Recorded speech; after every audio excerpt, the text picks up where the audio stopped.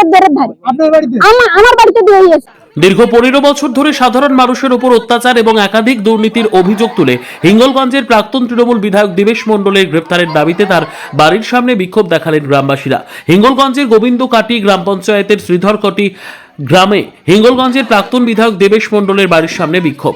দীর্ঘ 15 বছর ধরে সাধারণ মানুষের উপর অত্যাচার সহ প্রাক্তন বিধায়কের বিরুদ্ধে একাধিক দুর্নীতি সহ গরিব মানুষের ত্রাণ লুটের অভিযোগ তুলে গ্রামবাসীরা বিক্ষোভ দেখালেন। পরিস্থিতি নিয়ন্ত্রণে কেন্দ্রীয় বাহিনী ও হেমনগর কোস্টাল এবং হিঙ্গলগঞ্জ থানার পুলিশ।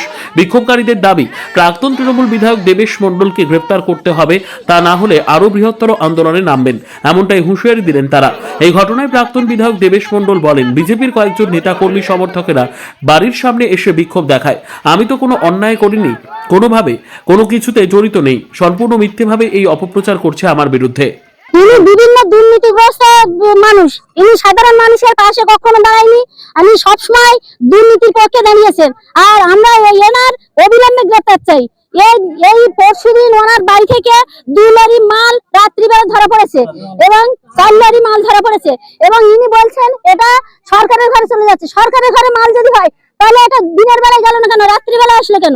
আমাদের গোবিন্দকাটি শ্মশান ঘাটে 14 লাখ টাকা আমরা চাই, ইডি চাই, সিবিআই তদন্ত চাই, ওর গ্রেপ্তার চাই, অবিলম্বে গ্রেপ্তার চাই। এই প্রাক্তন এমএলএ দেবেশ বাবুকে, প্রাক্তন এমএলএ দেবেশ বাবু গ্রেপ্তার চাই আমরা। আপনার নাম কি রয়েছে? আমার নাম সুজলা গায়েন।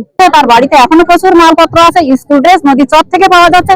এটা একজন বিধায়ক হিসাবে তার কি উচিত ছিল? স্কুলের ছোট বাচ্চা যে অধিকার ছিল, সেই পোশাকটার অধিকার ছিল একটা বাচ্চার, একটা শাড়ি কাপড় যে কাপড়টার অধিকার ছিল একটা মায়ের, একটা ত্রিফল যে আজকে গাড়ি গাড়ি ত্রিফল পাওয়া গেছে, গরিব মানুষ তার ঘরে ত্রিফল তুলতে পারেনি বর্ষার দিনে। অনেকে বিডিও অফিস থেকে ফিরে এসছে, অথচ সেই জিনিস তার বাড়িতে কেন থাকে? এখন আয়কতন্ত্রে চলেছে, সে এখন আয়কতন্ত্রের অবসান এবং তার গ্রেফতারের দাবি, পুলিশ পিকেট বসানো হোক তার বাড়ির সামনে, আমরা এটাই চাইছি। আমি সরস্বতী মণ্ডল, জেলা ভাইস প্রেসিডেন্ট। এমনকি আমার রাত্রি থান কাপড়ও দিয়ে গেছে দরের ধারে। আমার বাড়িতে দিয়ে গেছে, একটা সাদা থান দিয়ে গেছে। আমরা বিজেপি করেছি বলে সাদা থান দিয়ে গেছে আমাদের বাড়ি। আমার সিদারকাটি হাতে 207 নম্বর বুদ্ধি। আমার নাম নমিতা মণ্ডল।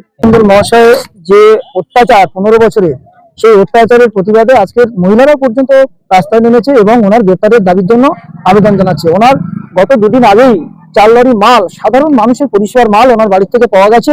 আরো কিছু কিছু মাল কিন্তু ওনার বাড়িতে আছে, সেগুলোকে উদ্ধার করার জন্য আমরা প্রশাসনকে আবেদন রাখছি। আমরা চাইছি ওই মালগুলো উদ্ধার হোক এবং অবিলম্বে ওনাকে গ্রেপ্তার করা হোক, এবং ওনার যে সম্পত্তি আছে সেই সম্পত্তির বিরুদ্ধে ইডিআই এবং সিবিআই তদন্ত। আমার নাম তরুণ মণ্ডল, জেলার এসসি মোর্চার সভাপতি। কি দুর্নীতি যে আমি করে যে আমি তো নিজেই জানি না কিচ্ছু। হ্যাঁ, ওরা কি জানে, ওরা বলছে। হ্যাঁ, আমি তো কোন রকম কোন দুর্নীতির সঙ্গে জড়িত না, এইটুকু আমি বলতে পারি আপনাকে। ওকে ওকে ঠিক।